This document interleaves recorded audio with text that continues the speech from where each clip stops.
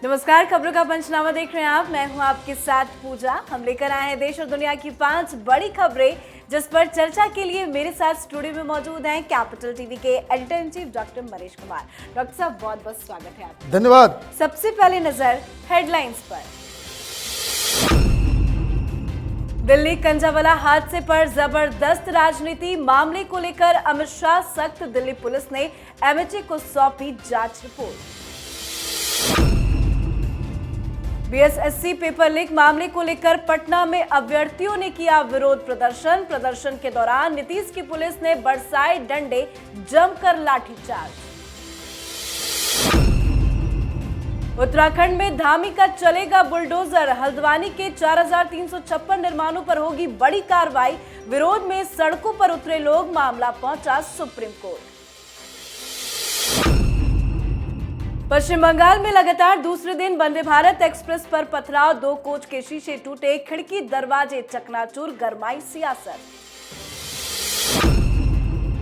पाकिस्तानी मंत्री के बयान पर भड़का तालिबान, पाकिस्तान ने कहा टीटीपी को घुसकर मारेंगे। तालिबान बोला, याद है ना, भारत के सामने किया था सरेंडर।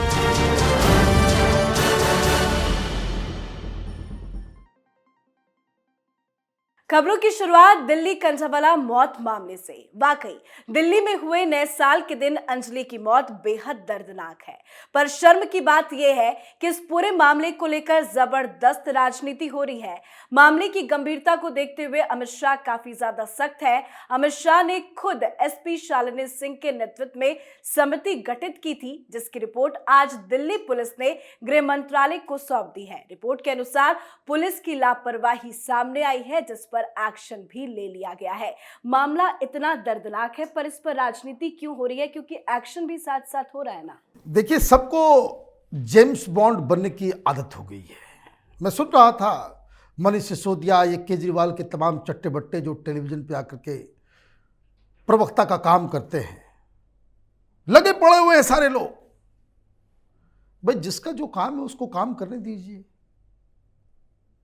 वो महिला आयोग, उनकी भी नेत्री जिनके ऊपर 50 केस चल रहा है, वो भी आ गई। ये कर दिया होता, वो कर दिया होता। अबे, जो हो गया सो हो गया। समस्या बहुत ही सिंपल है। पहली चीज, ये बैड पुलिसिंग का ये एक बहुत ही बेहतरीन एग्जाम्पल है। जो अब जो सीसीटीवी फुटेजेस आ रहे हैं, जिस जगह यह घटना घटी 5 मिनट के बाद वहां से एक पीसीआर वैन गुजर रही है, सड़क पे खून के निशान हैं, लेकिन पुलिस वाले को कहां ध्यान है? उनका ध्यान तो सिर्फ उगाही में लगा रहता है। तो इतने बड़े बड़े केसेस तो होंगे ही। दूसरी चीज, केजरीवाल ज्यादा नेतागिरी करने में जुटे हुए हैं। एक बहुत ही दर्दनाक घटना को उसको राजनीति से जोड़ना वो चाह रहे हैं। तो उनसे पूछा जाना चाहिए कि ये सीसीटीवी जो तुमने कहे थे 10 लाख लगवाएंगे पूरे दिल्ली में, कहां है? कहां है वो 10 लाख सीसीटीवी? अपनी जिम्मेदारी किसी की नहीं, और कोई हादसा हो जाए तो किस तरीके से अपराधियों को दंडित किया जाए, उसके लिए तो आप काम करोगे नहीं। राजनीति आपको बहुत करनी है। सड़क की स्थिति कैसी है, क्यों सड़क खराब है, बकायदा जो रास्ते पे जो 40 किलोमीटर का जो उसने, ये 5 दरिंदों ने ये जो कुकर्म किया, लाइट्स हर जगह क्यों नहीं थे? इसके लिए भी प्रधानमंत्री मोदी, अमित शाह बल्ब लगवाएंगे। तुम्हारी कोई जिम्मेदारी नहीं, सिर्फ नेतागिरी करना। तो ये जो तमाम, ये जो केजरीवाल की जो आदत है गिद्धों वाली, कि लाश देखते ही मंडराना शुरू कर देना, ये बहुत ही शर्मनाक है। रही बात इस घटना की, इन 5 लोगों ने जो काम किया है ये कुकृत्य है, और इसके लिए कड़ी से कड़ी कार्रवाई और तुरंत सजा मिलनी चाहिए। और केजरीवाल से तो एक बात और पूछा जाना चाहिए, और खोलो शराब की दुकानें। क्या हो रहा है? ये नए साल के सेलिब्रेशन के नाम पे शराब पी करके सड़कों पे लोग गाड़ियां चलाएंगे तो ये हादसे होंगे ही। शराब बांटोगे भी फ्री में और इस तरह के रिपरकशंस के लिए तैयार नहीं रहोगे, ये तो मूर्खता है। इस तरह के हादसे के ऊपर राजनीति बिल्कुल नहीं होनी चाहिए। अंदर कोई भी बैठा हुआ हो, किसी भी पार्टी का समर्थक हो, किसी पार्टी का नेता हो, उससे कोई मतलब नहीं है। कानून के हिसाब से उनके खिलाफ कार्रवाई होनी चाहिए। बिल्कुल। अब बात बिहार की नीतीश सरकार की, जहां नीतीश की पुलिस छात्रों पर जमकर ठंड में नौकरी के बजाय लाठी बरसा रही है। दरअसल बिहार स्टाफ सिलेक्शन कमीशन यानी बीएसएससी की परीक्षा पेपर लीक मामले में आज पटना में सभी पाली की परीक्षा रद्द करने की मांग को लेकर छात्रों ने प्रदर्शन किया, पर अभ्यर्थियों पर पुलिस ने जमकर लाठीचार्ज कर दिया। पुलिस लाठीचार्ज में कई छात्र चोटिल भी हो गए। पुलिस ने अभ्यर्थियों को दौड़ा दौड़ा कर पीटा, किसी की कमर तो किसी की पीठ पर बेरहम होकर लाठियां बरसाई गई। ये पुलिस क्या कर रही है नीतीश सरकार की? क्या विरोध प्रदर्शन करना गलत है क्या? ये सुशासन है। नीतीश जी इसी तरीके से डंडे बरसाएंगे क्योंकि काम तो हो नहीं रहा बिहार के अंदर में। पेपर लीक हो गया, सब कुछ दुनिया के सामने, साला काला चिट्ठा जो है दुनिया के सामने आ गया और छात्र वहां पे प्रदर्शन कर रहे हैं। छात्रों ने कोई हिंसा की? कहीं कुछ हुआ? ये सेकुलर टोपी पहनने वाले लोग ये शाहीन बाग में तो पहुंच जाएंगे, डेमोक्रेटिक राइट है। ये तमाम वामपंथी, ये नक्सलाइट, ये टुकड़े टुकड़े गैंग, सारे लोग खड़े हो जाएंगे। छात्र कोई वोट बैंक नहीं है ना, पिटाई करो, क्योंकि अगर ये ज्यादा आंदोलन चला तो इनकी पोल पट्टी खुलेगी। आप बस ये सोचिए, मीडिया की भी आप हालत देखिए। ये काम अगर लखनऊ में हो गया होता कि उत्तर प्रदेश के अंदर पेपर लीक मामला, कहीं भी बीजेपी, अभी एमपी में कहीं लीक हुआ था पेपर, छाती पीटने लगी थी पूरी देश भर की मीडिया। क्यों? कितना बड़ा ये हो गया, छात्रों के साथ अन्याय हो रहा है। अभी बिहार में हो रहा है, कोई कुछ नहीं बोलेगा। और छात्र अगर प्रोटेस्ट कर रहे हैं तो आप उसके खिलाफ हो जाएंगे, पिटाई करना शुरू कर देंगे। और यही तमाम लोग, ये आरजेडी वाले, ये कांग्रेसी, जब वहां पे नीतीश कुमार बीजेपी के साथ थे तो वो अग्निवीर के नाम पे ट्रेनों को आग लगा रहे थे, तो उसको ये लोग जस्टिफाई कर रहे थे। मतलब चित भी मेरी पट भी मेरी। लड़के हिंसक का आंदोलन करें तो उसके साथ खड़े हो जाओ, और चुपचाप अपनी मांगों के लिए सड़क पे प्रदर्शन कर रहे हो तो उसको डंडे से पिटाई करोगे। तो यही हाल है, जंगल राज इसको ही कहते हैं। जी, अगली खबर में बात हल्द्वानी अतिक्रमण मामले से जुड़ी। हल्द्वानी के बनभुलपुरा में अवैध रूप से बने 4000 से ज्यादा मकानों पर धामी का बुलडोजर चलने वाला है। नैनीताल हाईकोर्ट ने रेलवे की 78 एकड़ जमीन पर अतिक्रमण कर बनाए गए 4365 भवनों को ध्वस्त करने का आदेश दिया है। अतिक्रमण के खिलाफ कार्रवाई शुरू होने की सूचना मिलते ही सड़कों पर हजारों लोग उतर आए हैं। क्या बच्चे, क्या बूढ़े, हर कोई इस बात को लेकर चिंतित है कि उनका अगला ठिकाना क्या होगा। तो वहीं ये पूरा मामला सुप्रीम कोर्ट में भी पहुंच गया, जिसकी सुनवाई कल यानी कि 5 जनवरी को होने वाली है। रेलवे की जमीन पर अतिक्रमण, क्या चलेगा धामी का बुलडोजर? देखिए, धामी साहब अपने मन से बुलडोजर थोड़ी चलाएंगे। देश में कानून है, यह मसला पेचीदा है, उसको मैं समझाऊंगा। लेकिन ये तमाम, ये जो शाहीन बाग वाले हैं, वो गैंग पहुंच गया हल्द्वानी। ये सीपीआई एमएल वाले नक्सलाइट सब पहुंच गए वहां पे। वो शाहीन बाग 2 वहां पे क्रिएट किया गया। भाई, मुसलमानों के घर को तोड़ा जा रहा है। मैं देख रहा था, एमनेस्टी वाले भी आ गया पैसा विदेश से भी, पैसा विदेश से पंप कर दिया गया। सीपीआई एमएल वाले वहां पे घूम घूम के कह रहे हैं कि भाई मुसलमानों के ऊपर अत्याचार हो रहा है। उसी तरीके से मीडिया भी उसको इस तरह से पेश कर रही है कि सिर्फ मुसलमान, वहां मंदिर भी है, वहां पे धर्मशाला भी है हिंदुओं का, हिंदू परिवार वाले भी हैं।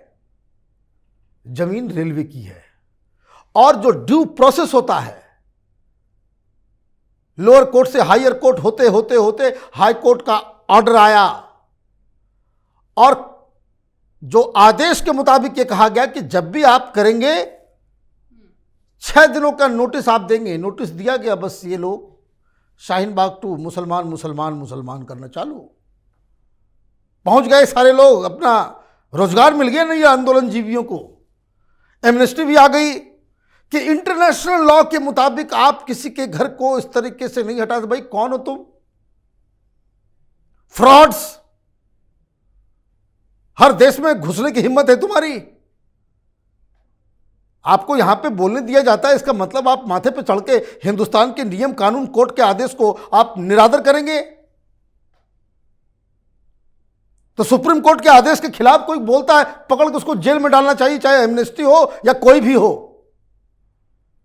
ह्यूमन राइट्स वाले आ गए, चले गए, इनके पास रिकोर्स है, देश में कानून है। इन लोगों ने अपील किया सुप्रीम कोर्ट में, कल सुनवाई होगी। सुप्रीम कोर्ट अगर कहेगी नहीं भाई ये तो जमीन तुम्हारी है, कहां है कागज? कागज नहीं दिखाएंगे और जमीन पे कब्जा कर लेंगे, तो कागज दिखाओ कि भाई जमीन तुम्हारा है। जमीन तो किसी कोर्ट ने आपके समर्थन में कोई फैसला नहीं दिया, तो सुप्रीम कोर्ट में क्या मिलेगा? सरकारी जमीन है, कोई धर्मशाला थोड़ी है हिंदुस्तान। जहां तहां से कांग्रेसियों ने हर जगह, मैं आपको बता दूं, यह मसला सिर्फ हल्द्वानी का नहीं है। रेलवे की जमीन पे इस तरह के इलीगल कॉलोनीज देश भर में बनाए गए हैं और यह कांग्रेसियों और वामपंथियों का देन है। इलीगल काम के साथ आप खड़े हो जाएंगे, कहीं भाई आंदोलन करेंगे, ये करेंगे, वो ह्यूमन राइट्स है वो। तो इसका मतलब है तो कल जिनके पास जमीन नहीं है, हम लोग भी कोई प्राइम लैंड के ऊपर जाते हैं, वहां पे तंबू गाड़ के वहां बोलते कि भाई हमको हमारी जमीन हो गई है। कोई मतलब है? देश में कोई कानून है या नहीं है? तो ये तमाशा अभी चलेगा। सुप्रीम कोर्ट में कल सुनवाई है, उसमें तो टाइम लगेगा, और जो टाइम 1-2 महीने का लगेगा, ये आंदोलन जीवियों को, ये शाहीन बाग गैंग को रोजगार मिल जाएगा। आ रहा है विदेश से पैसा, खाएंगे पिएंगे और उसके बाद गायब हो जाएंगे ये लोग। बिल्कुल। अब बात ममता बनर्जी के गुंडाराज की। पश्चिम बंगाल में अभी वंदे भारत एक्सप्रेस 4 दिनों तक ही चली है और 2 दिन में दूसरी बार हावड़ा न्यू जलपाईगुड़ी वंदे भारत एक्सप्रेस पर पत्थर फेंके गए। पत्थरबाजी से कोच का शीशा चटक गया। हैरानी की बात यह है कि 24 घंटे के दौरान जलपाईगुड़ी के पास वंदे भारत ट्रेन पर पत्थरबाजी की ये दूसरी घटना सामने आई है। इस मामले को लेकर बीजेपी एनआईए जांच की मांग कर रही है। बीजेपी का कहना है कि जय श्री राम के नारों का बदला लेने के लिए ये पत्थरबाजी हुई है। आखिर कौन पत्थरबाजी कर रहा है? देखिए, घटना तो मालदा में है। मालदा के बारे में मैं जानता हूं कि 75% मुस्लिम पॉपुलेशन है वहां पे। सीधी सीधी बात बोलनी चाहिए। आप बबूल के पेड़ को रोपोगे, वहां गुलाब का फूल नहीं खिलेगा। ममता बनर्जी ने प्रोटेस्ट करके ये बता दिया कि भाई ये हिंदू ट्रेन है, नाम भी वंदे भारत है। तो ये किसका काम है पकड़ने का? किसका काम है? पुलिस वाले वहां क्या मर गए? वहां क्या प्रशासन, पुलिस, कानून सब खत्म क्योंकि वो मुस्लिम इलाका है? तो ये तो ममता बनर्जी ने उस दिन ही तय कर दिया था कि जय श्री राम के नारे तुम लगाओगे, ये ट्रेन हम चलने नहीं देंगे। बहुत बढ़िया। बंगाल को वैसे भी मैं तो ये कह रहा हूं कि केंद्र सरकार को, रेल मंत्रालय को 2 बार सोचना चाहिए। ममता बनर्जी को देनी चाहिए इसकी जिम्मेदारी। पूछा जाना चाहिए कि भाई आपने कितने लोगों को गिरफ्तार किया? भाई बांग्लादेश से तो लोग आए नहीं, ना ही अफ्रीका से लोग आए होंगे। ये तो वही मालदा के लोकल लोग होंगे। वहां के पुलिस वाले को मालूम नहीं किसका मतलब क्या है कि मुस्लिम इलाकों में बंगाल की पुलिस भी जाने से डरती है। भाई क्यों नहीं अब तक गिरफ्तार हुए लोग? इस तरह से देश चलेगा? तो ममता बनर्जी नहीं चाहती कि बंगाल में कुछ हो। ममता बनर्जी को राजनीति ज़्यादा पसंद है। हर चीज़ में राजनीति करना उनको बड़ा अच्छा लगता है। और बंगाल की जनता को 100 बार और सोचना चाहिए कैसे कैसे लोगों को आप चुनाव जिता करके सर पे बिठाते हो। कि जो बंगाल के लोगों की ही सबसे बड़ी दुश्मन बनी हुई है। बिल्कुल। आखिरी खबर में बात पाक अफगान संबंधों में आए भारी तनाव की। पाकिस्तान के होम मिनिस्टर राना सनाउल्लाह ने अफगान तालिबान को धमकी देते हुए कहा कि अगर उसने टीटीपी को हमारे मुल्क में हमलों से नहीं रोका तो हम अफगानिस्तान में घुसकर आतंकियों को मारेंगे। ये बात सुनकर तालिबान भड़क उठा। इसका जवाब अफगान तालिबान के deputy prime minister Ahmad Yasir ने देते हुए कहा, सीरिया में कुर्दों को निशाना बनाने के लिए अफगानिस्तान, सीरिया और पाकिस्तान तुर्की नहीं है, यह अफगानिस्तान है। हम पर सैन्य हमले के बारे में ना सोचें। दोनों ही तरफ से इस तरह की बयानबाजी हो रही है, कुछ गड़बड़ चल रहा है क्या? गड़बड़ हो गया। आप देखिए, ये पाकिस्तानियों ने सोचा था कि यूएस को हटा करके, हिंदुस्तान को हटा करके वो अफगानिस्तान को एक जो है एक कठपुतली की तरह इस्तेमाल करेंगे, क्योंकि तालिबान को उन्होंने ही ट्रेन किया, उन्होंने ही पैसे दिए, उन्होंने निगोशिएट किया। उनकी बदौलत ही ये जो तालिबान के नाम पे नदर्न अलायंस के साथ जो लड़ाई चल रही थी, ये तो पाकिस्तानी रेगुलर से लड़ रहे थे। पाकिस्तान की सेना ने बड़ी मदद की तालिबान की, लेकिन वो चाह रहे थे कि उसको गुलाम बना दिया जाए। लेकिन होता क्या है कि सांप को पालोगे अपने घर के अंदर तो वो तो डसेगा ही, तो अब डस रहा है। वैसे मैं आपको बता दूं, पाकिस्तान की ये गिदर भभकी सैलरी देने के लिए पैसे नहीं बचे हैं।